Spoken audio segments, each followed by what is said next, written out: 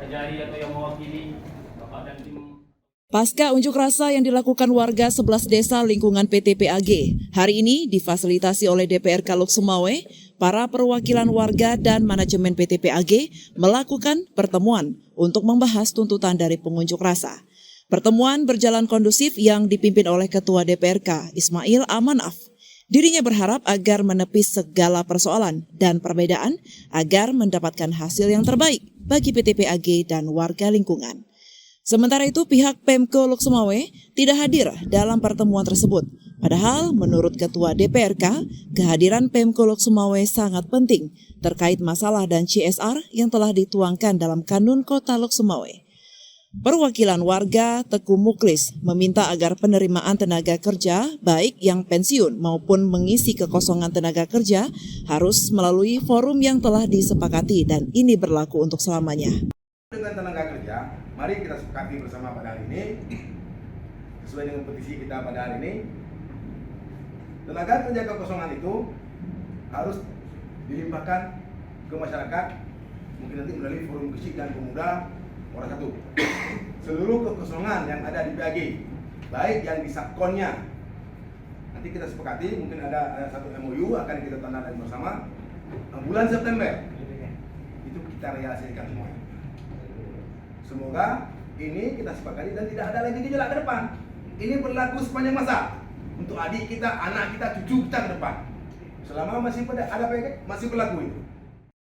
Sementara itu, Hatim Ilham, Sekretaris PT PAG akan menyampaikan persoalan ini kepada manajemen dan Hatim juga memaparkan kondisi ketenaga kerjaan yang ada di PT PAG yang mencapai 705 pekerja dan mayoritas adalah warga Aceh.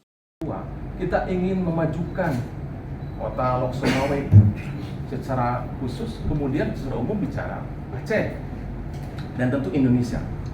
Nah, kalau kita bicara mengenai tenaga kerja, izin Pak Yasri dan Bapak sekalian, saya punya data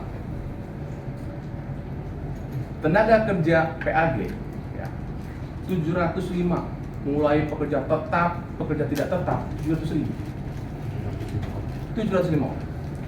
Dan kami sampaikan setiap bulan kepada siapa? Kepada dinas perusahaan yang terkait dengan tenaga kerja.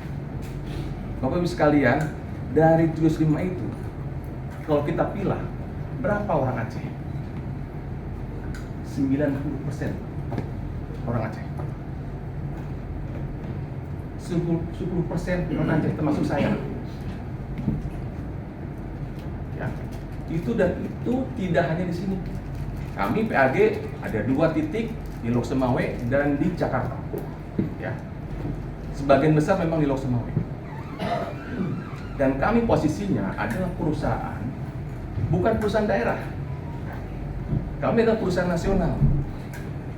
Jadi bayangkan Bapak-Bapak sekalian, kalau kita bicara keberpihakan kami PAG kepada lokal, kami buktikan dengan 705 ini 90%-nya adalah masyarakat Aceh. Kalau kita bedah lagi, berapa persen sih orang Lok Sumawe-nya?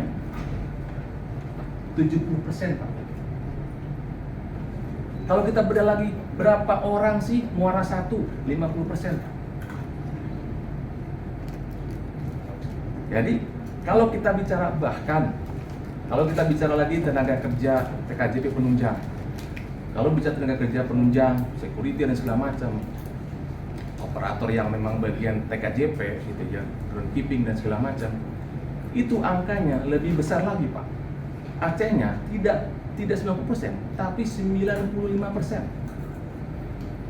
Kalau kita bedah lagi, berapa yang Lok Sumawe? 75%, Pak.